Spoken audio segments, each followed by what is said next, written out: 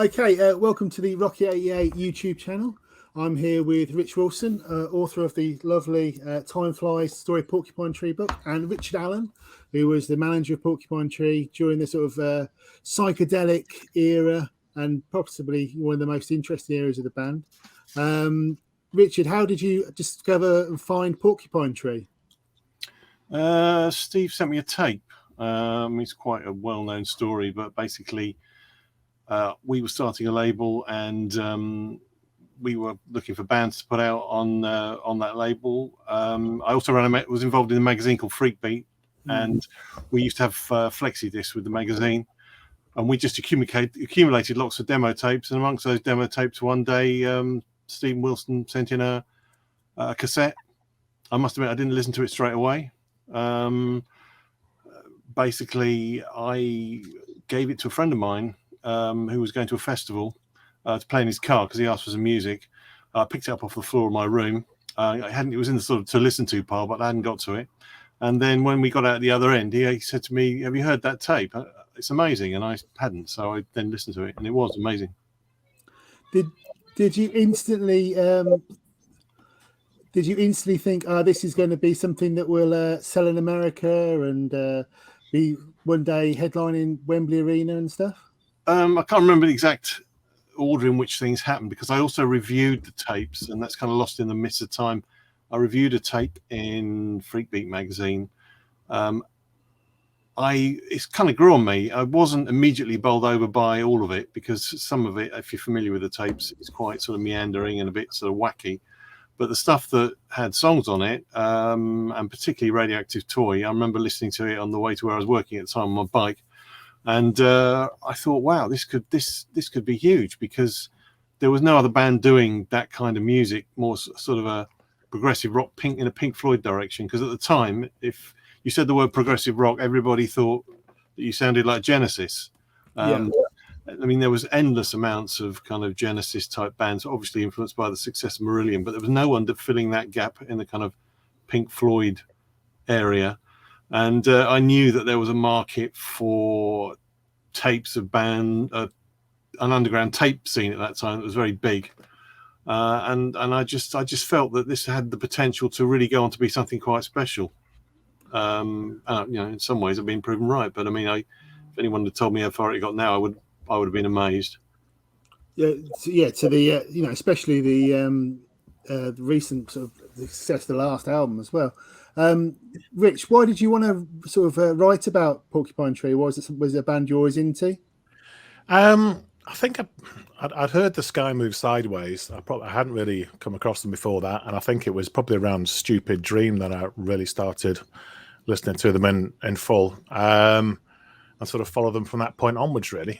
In terms of why to write, I just thought there's probably an interesting story there because, to go from basically making demos in Steve Wilson's bedroom to playing the Royal Albert Hall, it's quite a journey, really. So particularly the early days, which, must have been a bit of a struggle. That was probably the most interesting period of the band before they got onto a major label. Then it just becomes a, write, record, tour cycle. Yeah. So you kind of lose that edge to it, really. Plus, they've gone through so many phases in terms of style of music. It's just be good to sort of find out the background to that, really. So yeah, that's what kicked it off, really. I must admit, the stuff in the book about the early days of touring is particularly amusing, and I can imagine that was I remember that scene, the Osric Tentacles and the Magic Mushroom Band and all those sort of people, and it was a lot of that's sort of 90s psychedelia scene, and I really enjoyed the stories in the book about that era. With the sort of Cosmic Ken as the tour manager and all that stuff. I think that's brilliant, all that stuff. So no, I love all that. So Richard, you were sort of basically A&Ring when you put the first sort of tapes came out. Was it that sort of you were A&Ring Stephen's material to sort of create the albums and sort of guide him with those sort of things? Yeah, I guess it was. I mean, it wasn't the first band that I'd managed. I used to manage a band called The Steps, who are an Irish American band signed to Greg Shaw's Bomp label. So I'd had a bit of experience, and obviously writing for the magazine, I kind of understood the mechanics of selling to people like me, because I'm also a record buyer. And the way I kind of approached it was, there's an audience for this because I like it. There must be other people out there, and there's an audience for the kind of bands that Porcupine Tree was reflecting in their music. So it was a case of how do we get to those people? But at that time, the only real way of getting that kind of music off the ground was through the scene that you described, because there was an underground scene of all those bands, and it wasn't affected by this kind of trends and vagaries of the music press indie scene, which obviously, in order to get on in that, you had to be on the latest trendy bandwagon, even on the so-called underground indie level. Whereas the sort of scene that I was trying to sell the band through had no rules really. If the music was good, there was an audience for it. If they like that kind of thing, the kind of space rock, Pink Floyd, psychedelic type thing, progressive rock crossover. There was a sort of the early stuff definitely had that sort of gongy, Osricsy sort of feel about it. But then there seemed to be as the band moved on, there was a lot of evolution. So each album seemed to, as you say in the book, seemed to be an element of a relaunch. So there's on the Send Your Life's got that, is that kind of psych sort of thing. And then Voyage 34 is more of a sort of the orb and that sort of electronic. Was that a massive sort of change in sound? How did the fan base respond to that? Well, the first album was a bit of a mystery to people, because when we put the first album out, the place it sold immediately was Italy. So we released on the Sunday of Life, and immediately an Italian company called Audio Globe, who still distribute them. At the time, the guy there, Nick Vanini, was working for Contempo Music, I think. Then he started up his own company called Audio Globe, and he's still with them now, distributing Porcupine Tree. It took off in Italy, and we never really realized to what degree it had taken off till we went there. Elsewhere, Holland picked up on it, because Holland's always had quite a healthy kind of progressive rock sort of audience. I would say the most prog audience at that time was in Holland. In the UK, we were kind of conning people really, because it wasn't, we were marketing it as this kind of way out psychedelic band, but that's not what Porcupine Tree really were. But on that first album, because it was co-written with Alan Duffy, because it was co-written with him, he was sort of in some ways half responsible for the feel of that album.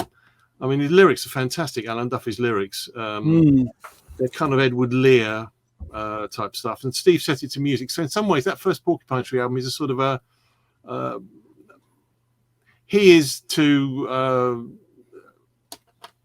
the songwriter for Steve at that point. And it adds a whole feel to that album, which doesn't exist on any other album. And it's if anyone's familiar with Alan Duffy's own label, he had the Soup Dragons, who were really not Soup Dragons, the Mock Turtles, sorry, who were really Imaginary Records, who, as a side thing, they were responsible for the tribute album. They started the whole trend in yeah, they did loads of them, Captain Beefheart, all kinds of stuff. And you know, that first album is an oddity, and I still love that first album because of that. It's cool. And when we went to Up the Downstairs, Steve, obviously, I always felt Steve Up the Downstairs had a real kind of Steve Hillage kind of vibe going on. There was a bit of gong thing going on, but the original tapes that Steve sent me for that had kind of funky stuff on it as well. So he would come to me and go, you know, what do you think of this? And I would say, I don't think the audience that we're going towards is going to like that. So he took things off. So it was kind of like a boy band, but prog, if that makes sense.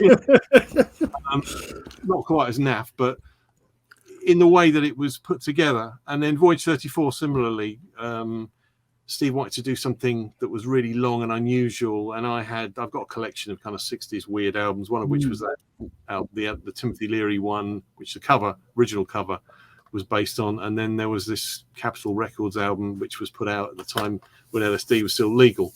And he used that and set it to music, and it was brilliant. I mean, people loved it. It was exactly at the right moment when you had that kind of crusty dance crossover thing. I don't know if you remember that. Yeah.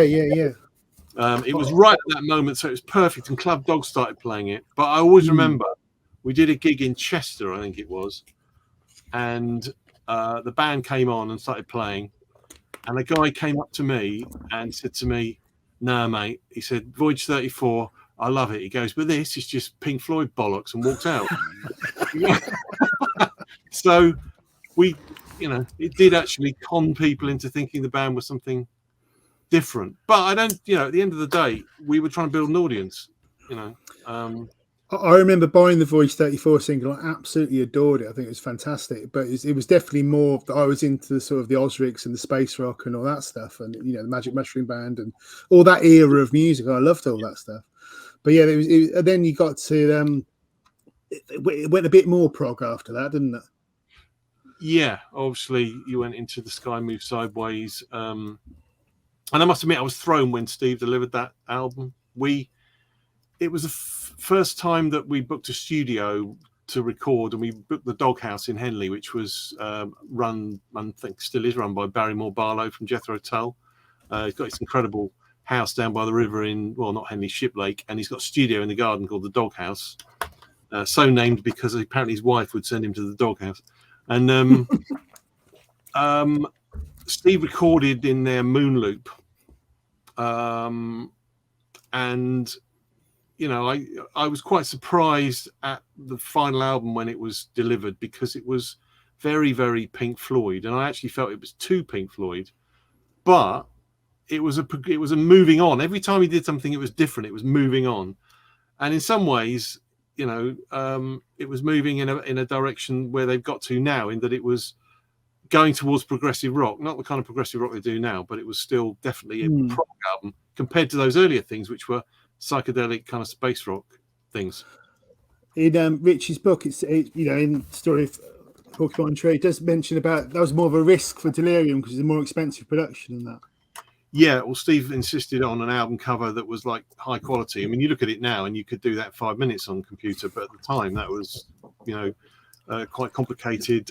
Claudine Schaefer took the photos of the landscapes, and he wanted something that had a kind of hypnosis feel to it, which, I mean, Hypnosis is notorious for like doing covers that cost stupid amounts of money. So for a label like us to do a Hypnosis type cover was ambitious.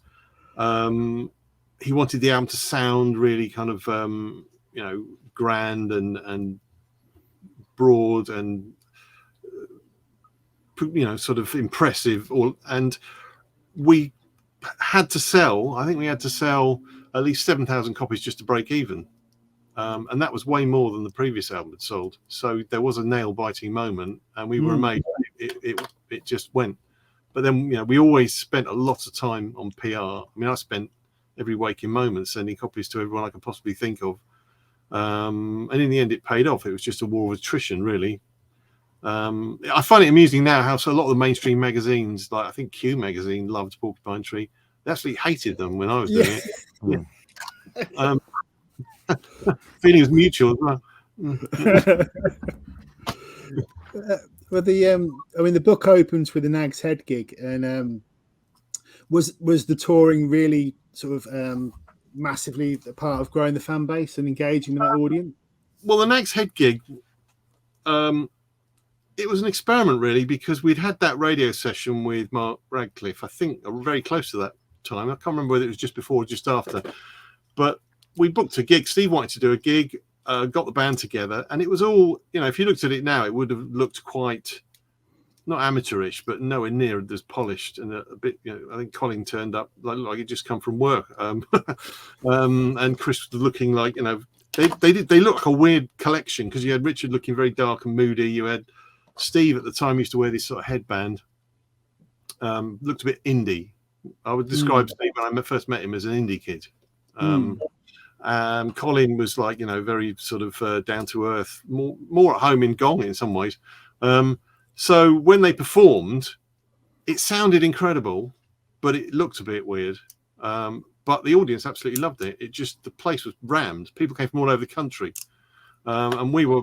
I remember the landlord just couldn't believe it, because he had phone calls from like Wales, and then shortly after that we went to Italy which was a similar kind of shock because we'd played to a pub and then we went out to Italy and they'd booked a venue in Rome. It was a theatre with balconies inside, and it was absolutely sold out for the first gig they ever did. So Wow. it was just, I remember Rob the roadie going on stage and there's this massive roar and he came running back off because of course he'd never done anything like that before. And he was like, there's millions of people out there, you know. Fantastic. And it was amazing when that happened. So, and then there was the other gigs, you know, the move. There was the Rotherham Rocks Festival was the other bit I really enjoyed in the book. Oh, yeah, That sounded quite good. Yeah, that was. I mean, you know, all the guys involved with that classic rock club, nice guys, etc. But it was all a bit accountants in leather trousers, you know. And they had this big banner with a wizard with like rock coming out of it. And I remember Steve was just horrified because he was like, "This is not where I want to play," because it was just so. They had a raffle between bands and all that. It's like a tombola. And I always remember Steve said to me as we came out, "You got the money, good, let's go."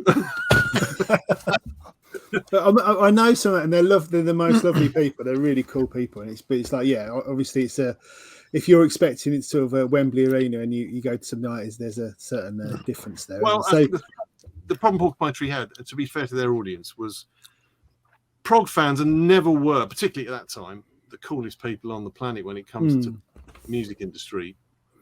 So, you know, I was a prog head, the band were all prog heads, but we were trying to make the band popular in the national music press, which meant you had to be trendy. And unfortunately, Porcupine Tree was never trendy. And I think what's changed over time is people's tastes are not quite so tribal. I think people now are much more open to music. Whereas back then, it was dominated by Enemy Melody Maker. But you needed them to write about you.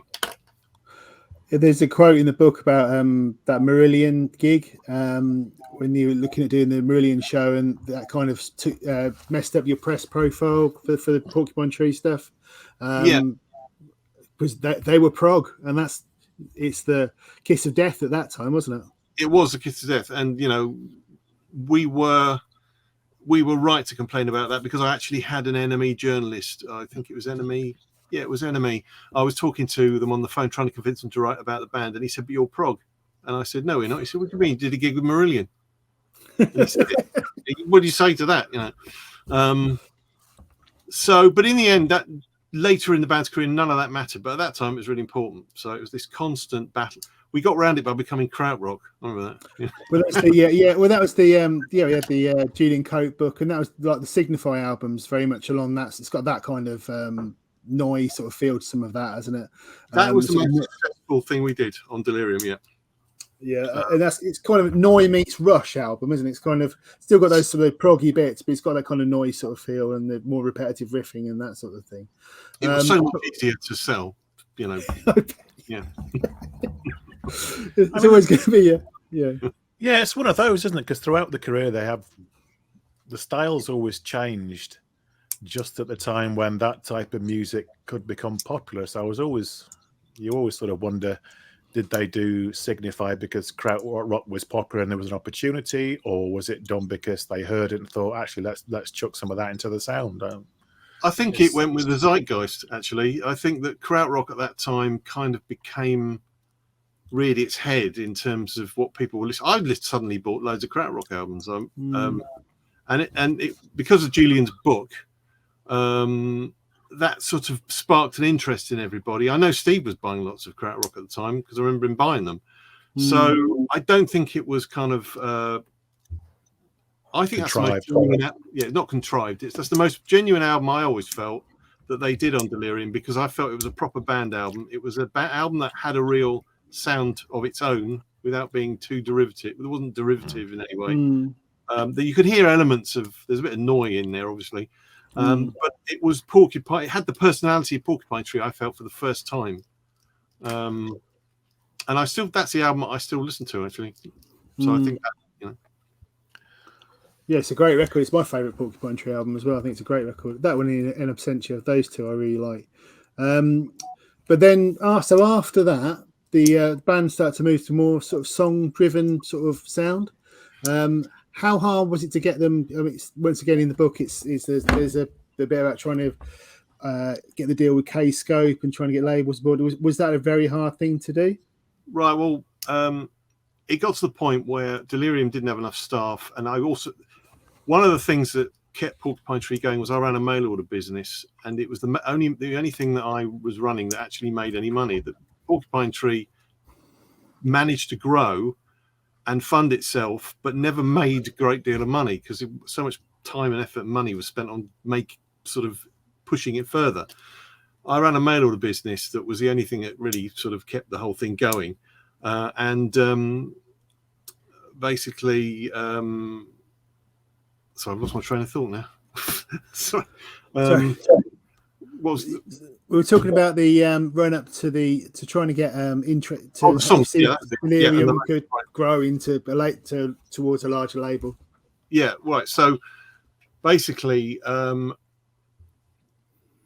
we had to make it more commercial, and it had grown to a certain size where I couldn't deal with it because I was running the mail order. I couldn't possibly handle anymore. I could not run the label, manage the band, run a mail order. It was way too much. And I said to Steve, we need to find another label, or it was obvious to both of us, I think. So I started looking around for a label to take the band over. I think the biggest thing we ever did was the Coma Divine gig and the tour in Italy and shipping out all that gear to record that album. That was a kind of pinnacle. It suddenly grew much bigger at that point. I would say the biggest growth point was Signify, Coma Divine. And the demand went up, and I realized I wouldn't be able to deal with it. So I went round various labels, and I didn't really get any interest from anybody because you can imagine this is in the middle of Britpop, 97. Yeah. So they're all thinking about menswear and God knows what. So I knew Osric Tentacles well, and I knew their management, and I knew the band, and I knew that they'd just done a deal with a label called Snapper. So I rang Snapper up and said, I explained to the Dougie Dudgeon there about the band and everything. He said, send me a tape. He rang me back. He immediately got it and wanted to do something with it. So I would say that was a very lucky break because they just happened to be the perfect label to do it. No one else would have been interested. I would have ended up carrying on with it. And realistically, that would have been you couldn't have taken it any further without that help, really, at that point. Yeah, because Snapper had experience. Dougie had experience of working with bigger bands and promoting and all that stuff, and they got people in to promote it. And Steve saw it as an opportunity to try and get something on the radio. So it was all about writing songs, which is how. But then before it got to that point, you had the kind of transition album, which was Stupid Dream, that still kind of hung on to that. Stupid Dream's like, in some ways, it's like halfway, but it's a cross between Signify and the previous album, but with more songs on it, I guess. There's still a Pink Floyd kind of epicness to Stupid Dream. How did the audience react to those more song-orientated material? Well, interestingly, in Italy, it went down really badly. It's not prog. Well, they loved the Whitley prog, yeah. And I remember when we did the gigs at Coma Divine in Rome, at this mad place. It was basically a massive shed on a turnoff from a motorway, and there must have been thousands of people in there, and all the cars parked on the turnoff from the motorway, blocking the road, and the police turned up, and it was chaos. But in the middle of that, we did all those gigs, and right down the front were the guys from Banco, the Italian band, the prog band. I recognised the main guy with a big beard with a cigar, and all the kind of Italian prog royalty had come out for Porcupine Tree. But then when we went back and we toured Stupid Dream, the album hadn't come out and the band was playing it live, and they just didn't get it. It was because it had dropped that kind of flowery sort of prog stuff. The widow. Yeah. I remember it just didn't go down well with the audience, and the album didn't sell as well in Italy either. But it got the band, probably we started to get a foothold in the UK for the first time with that album. There was a Sonic Youth support around that time, is that right? Yeah, that came about through Michael Piper, who was a record dealer that I used to deal with in New York, a rare record dealer, and he fell in love with Porcupine Tree, and he used to sell records to Thurston Moore. And he sold him a copy of On the Sunday of Life. So when they did a gig in London, Thurston asked if Porcupine Tree would be interested in supporting. But it was a culture clash, big culture clash. Yeah, It's Sonic Youth. Yeah, the age of difference in the audiences is what amazed me about Sonic Youth was they were still bringing in young people, even at that point in their career. So yeah, that was a fun gig, but a weird one. Didn't really work as a billing. The prog audience doesn't tend to be a great deal of crossover. So another thing in the book, we talk about image issues with the trying to get press because of the band's image and stuff. Was that a massive problem?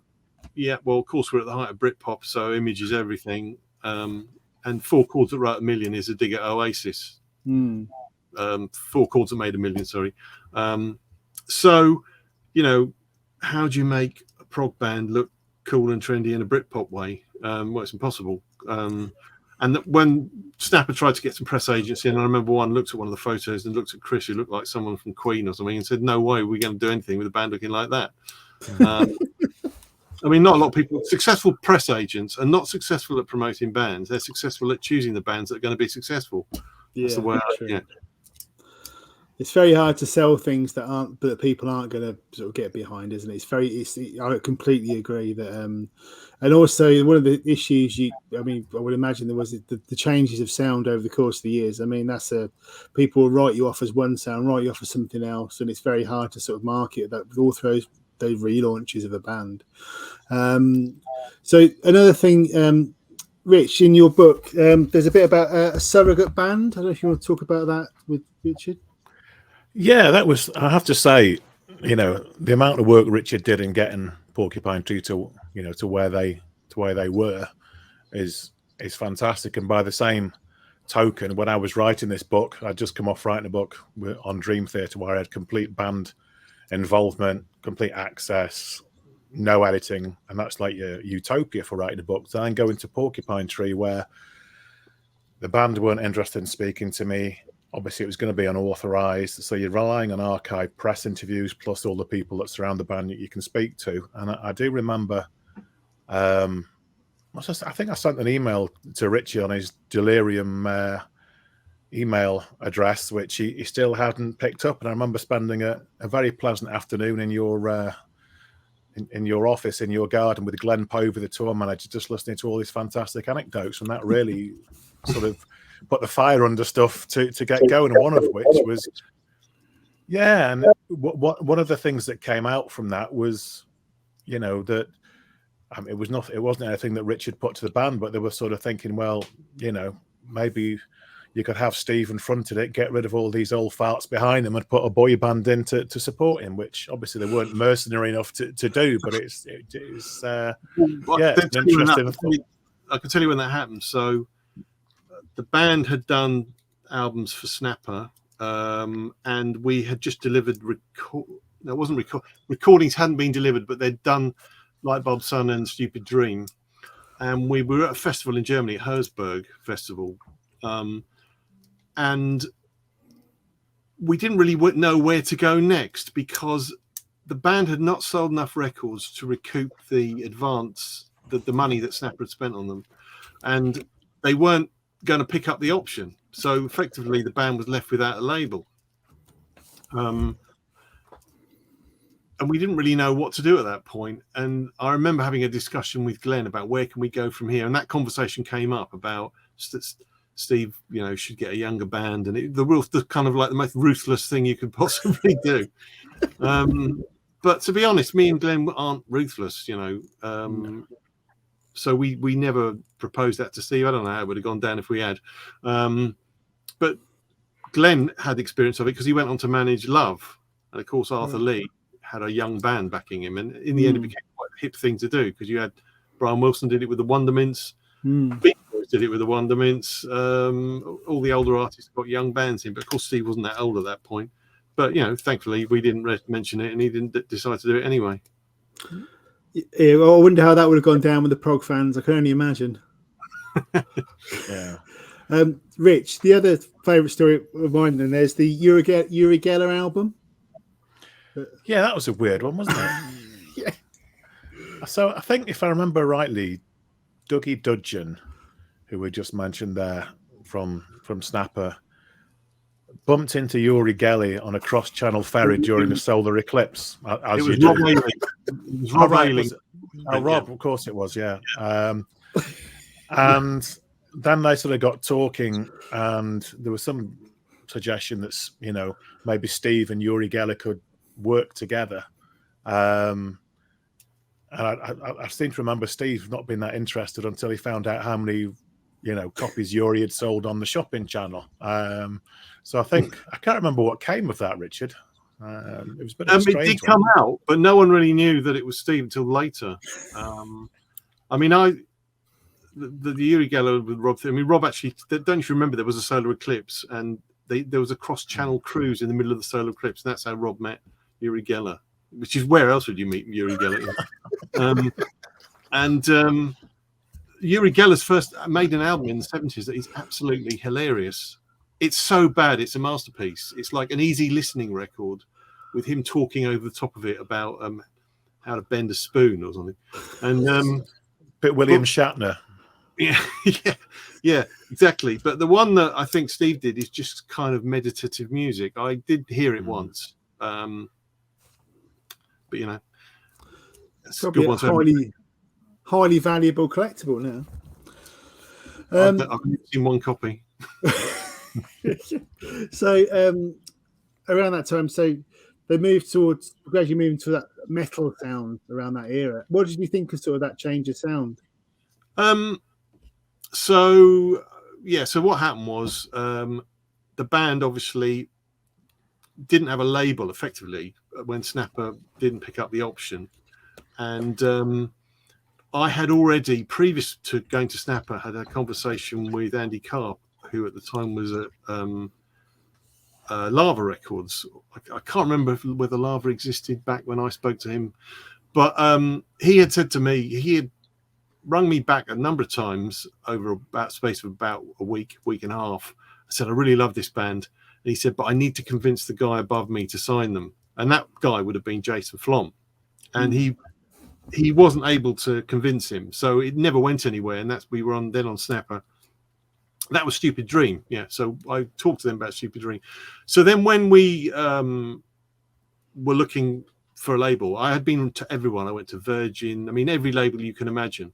And someone out in the States that I'd worked with called Karen Lee, who was a fantastic radio person that used to work with Miles Copeland, because briefly we were signed to Miles's label. Yeah, which was fascinating experience, especially meeting Miles, because he's one of these kind of maverick kind of music industry geniuses. And he was a lovely guy. And unfortunately, he lost the funding for Arc 21 because they were with Polygram, I think. So he couldn't go ahead with we were going to go with him on a new album. And then Karen Lee, who had done his PR, she was successful she was responsible for the success of REM in the States at radio. She said, this guy contacted me who wants to, who thinks she can get you a record deal.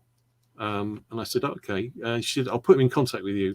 And it was this guy, Andy Leff. And he came over, flew over, and we met. And he said, look, I'm not promising anything, but I think I can get you a record deal. If I do, would you let me manage the band 50-50 with you? Well, to be honest, there was no other option on the table because nobody else was interested. So I agreed, and lo and behold, he had a line in on Jason Flom, who was the guy that didn't want to sign the band previously. Andy Karp it was a no-brainer. He wanted to sign the band anyway. So that kind of opened that door. And of course, Jason Flom, what's he known for? Metal. Yeah. And was that on the basis, was the In Absentia, was that demoed at that point then? Was it? I wasn't party to the conversations because we split the management, Europe and America. But obviously, there was conversations with Steve and Andy Karp and Andy Leff and blah, blah, blah. And suddenly the direction went, we're going to make a metal album. I mean, I've got my own theories about how that came about, and I suspect I may be wrong. Obviously, Jason Flom's background is in promoting heavy rock bands. I mean, still does it now. So that makes sense that the band goes in that direction because it opens up a whole new market. And it kind of gone stale, to be honest, where we were. And the whole prog thing was sort of not as big, strong as it was. The prog thing as it was at that time, before prog had this kind of metal crossover. But me personally, was I into it? Metal for me, Saxon. Do you know? I'm old school. So I didn't get it. I just thought, Porcupine, Steve's not. They're not metalheads. They're not. For me, metal's always been a way of life. And I suppose it's a bit hypocritical since we kind of pushed them as a psychedelic rock band, and they weren't. But I mean, the thing with metal is it's an easier audience to market to because people, like you say, metal is a way of life. Metal is if you're a metal band and you're in the metal world, it's there's lots more outlets. There's so much more, so many more festivals you can do, aren't there? So you can totally see the logic of it, can't you? Exactly. Yeah. But I guess I've only ever worked with things I liked, and I just didn't really like that direction, So, to be honest, I In Absentia is the album that's kind of halfway between the two for me. You've got stuff on there that's leaning to the older style, and then you've got stuff that's going forward towards the metal style, which they went fully into on Deadwing. And do you think, Rich, did you think that metal change was one of the things that really changed the band's sort of following and audience? Yeah, I think so. They got the crossover. I mean, it's difficult to say if they brought their original fans with them when they went into the metal sort of arena, but I think certainly by a couple of years later, they were sort of firmly entrenched in that progressive metal field alongside people like Opeth and to a lesser extent Dream Theater. So I think that's probably what pushed them into a wider audience. But I remember when I was down at Richard's office going through all his fantastic archive, I remember coming across a CD, some demo versions of In Absentia, and with some of Richard's sort of pencil comments next to which ranged from 2-1 pace to a bit bollocks. So obviously it wasn't really your cup of tea, was it really, Richard? But I mean, it's brilliant. Yeah, it was. I remember saying to Glenn, if they ever go down the prog metal direction, I'm out of here. It is a funny one because it's there's definitely an audience for it, and there's very specific audience of people who like the whittle and the sort of the heavy guitars. And Rich, from your Dream Theater book, do you were quite sort of tapped into that scene. Would you agree that's something that once you're in there, it certainly massively widens the audience? It does, and in the same respect, the fans, once you get into that realm, expect you to stay in it as well. So you can't get out again, can you? Yeah, no. Which is the problem sort of Stephen found with his solo stuff.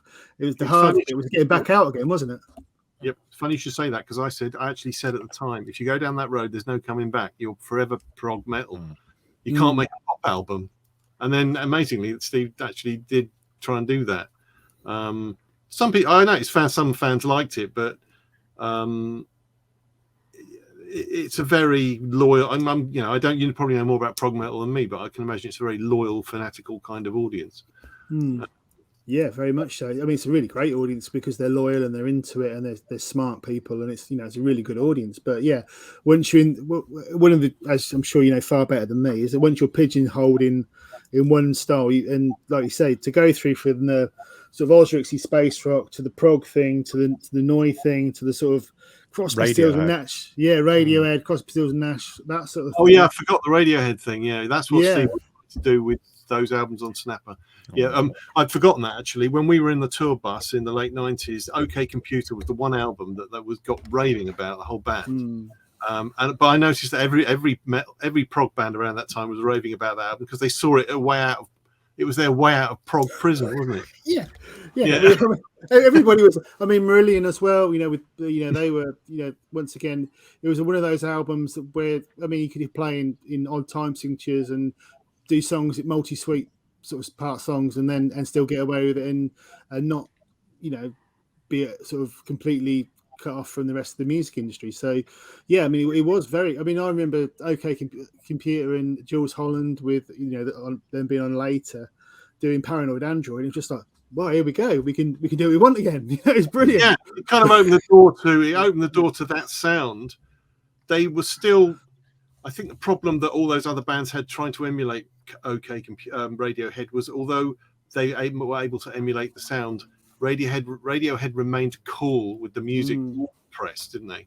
Do you think a lot of it is, though, once you're really, if you're going to be in with the press, that you have to be hanging out with the right people and friends with and I don't know whether it's very hard to go from hanging out with Osrix to hanging out with Supergrass. I mean, it's a very difficult funny thing you to say do. that, because that's exactly what I remember at the time.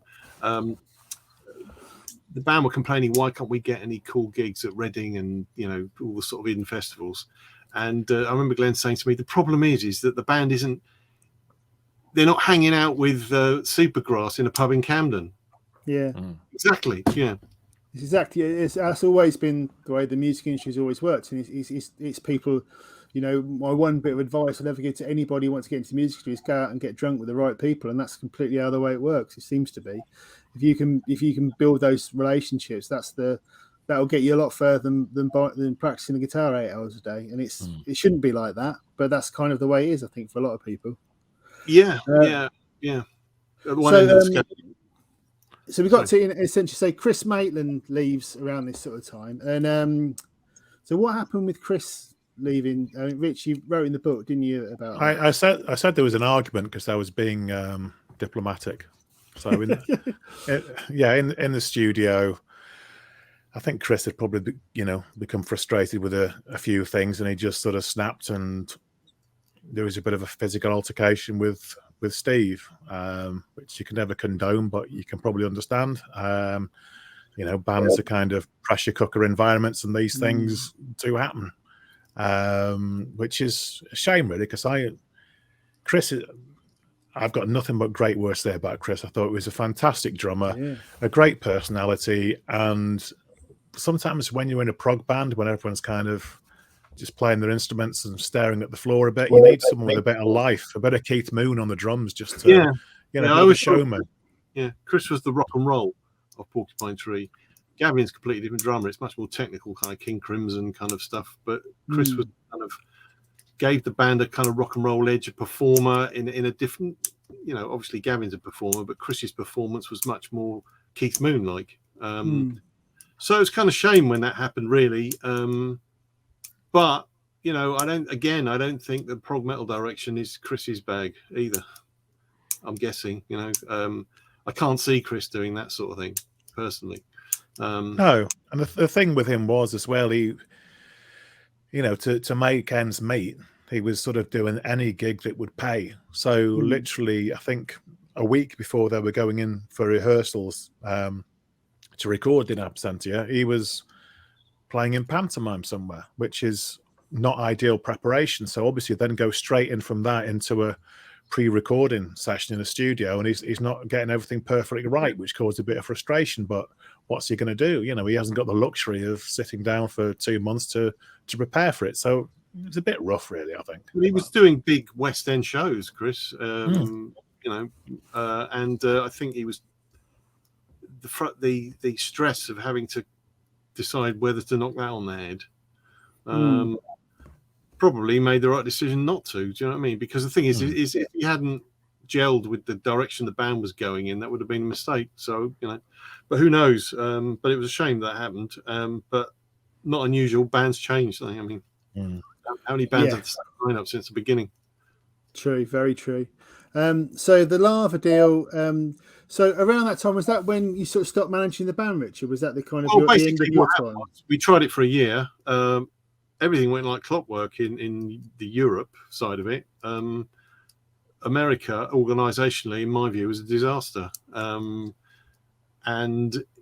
it was a classic example of you can't split management between two managers. I read later, I spoke to a couple of managers I know, and they said that never works. For a start, you have to halve the commission, then you double the arguments.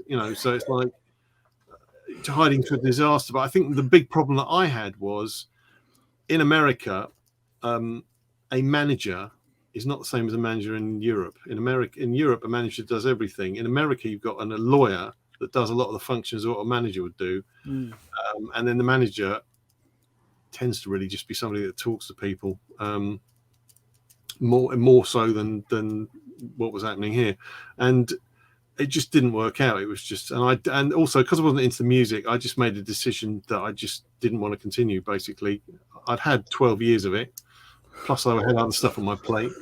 It wasn't enjoyable anymore, I think is the No. I can imagine 12 years is a very, very long time managing a band as well.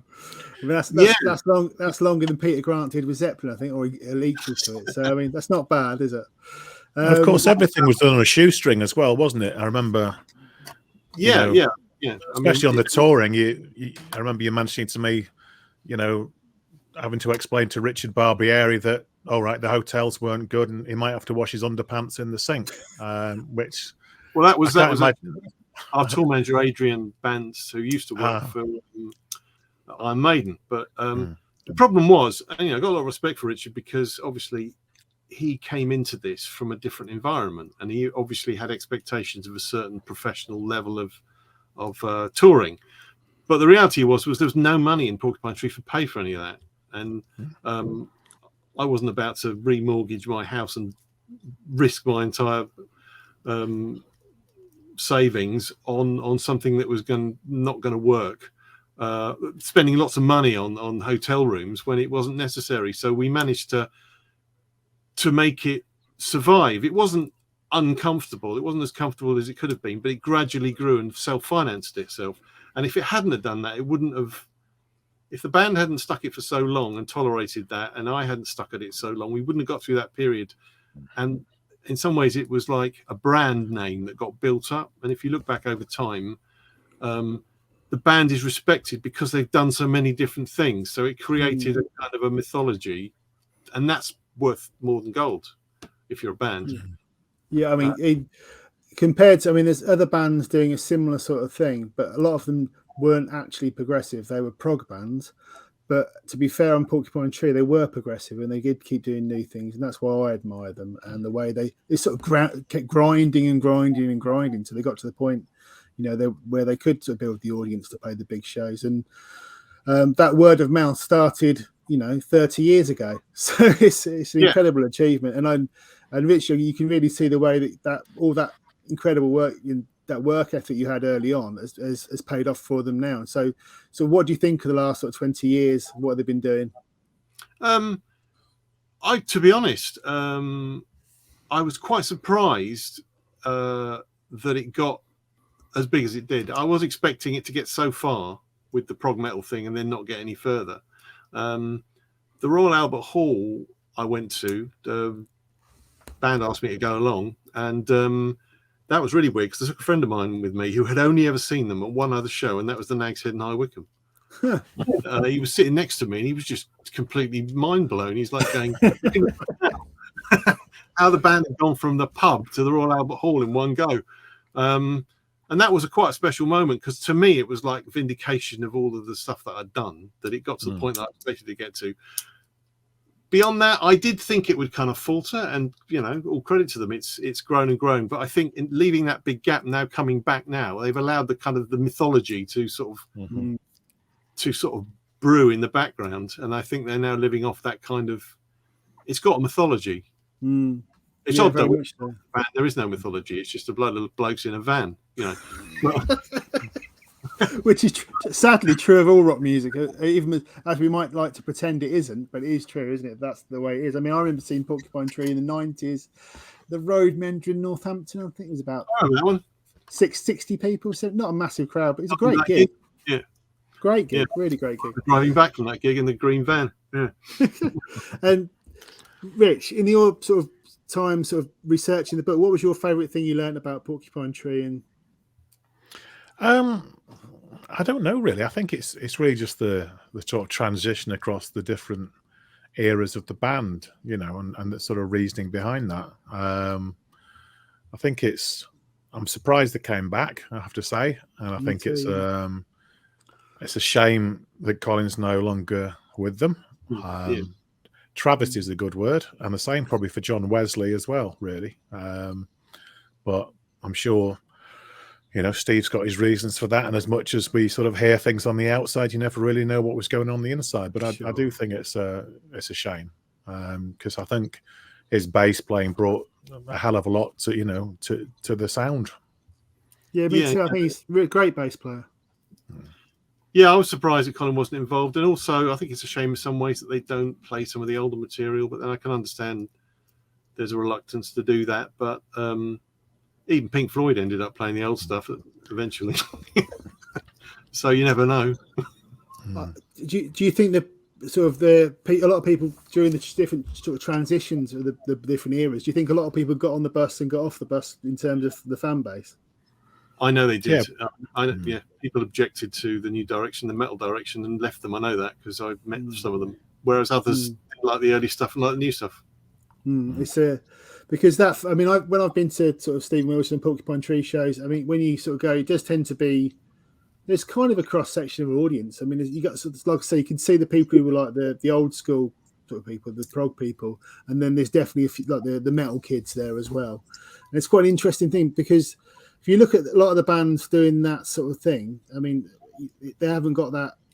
They didn't break through in the same way, and they've only got the metal guys, or they've only got the prog guys. But you can see the Porcupine Tree have actually achieved a real trend, sort of wide-ranging audience, more than so than most of the sort of prog metal bands, sort of, certainly ones I've been to. But once again, one of the things about metal is it attracts a younger audience, doesn't it? Which isn't there with the prog so much. But metal guys tend to be a much wider age range at metal shows. Yeah, well, it started in Italy, the younger audience. We saw when we first went to Italy, we couldn't believe how diverse and young the audience was. In England, it was all the old prog heads, and that sort of Italian type audience spread around the world eventually. But I couldn't believe that Wembley sort of sellout. I thought that was incredible. I think it was what a brilliant thing to achieve, and so nice to see for them after all the work they've put into it over the years. And must be a great thing for anyone who's been involved in the band at all to sort of see. I think, well, wow, it really happened. They really did it. And there was always spoken about that. This is a band that could do stadiums and and arenas, and they're an arena band now, aren't they? That's done. It's actually got to where it was supposed to get to, I suppose. Only took 30 years. Yeah, there's not many bands who can kind of take that fan base with them, really. You have to wonder what would they have to do not to have the fan base follow them, and probably some of Steve's solo albums didn't take the fan base with him, which might have something to do with why he's sort of going back to Porcupine Tree for however long that's going to be, because that was such a which is fair enough, he can record and write what he wants, but it was such a huge jump from what Porcupine Tree fans would probably expect. So what do you think the future for them will be now then? So Rich, you're a bit of an expert on the current sort of stuff they're doing. I think this is probably it. I can't see them doing. I just can't. I think this will be the end of it. Probably. I don't think they'll ever say no, we're not doing it again, just because they can kind of keep that open. But yeah, I think realistically, The Incident was an average album for Porcupine Tree. They've come back with an album now which is up there with the best ones they've recorded. So if they are to end it, they're doing it on a high rather than a bit of a whimper, which The Incident was. And what was your favourite thing you sort of discovered through your, all the research you did? Is there any sort of interesting things you sort of discovered that you didn't expect to find out about the band, apart from Uri Geller? Just Richard Barbieri's underpants, really.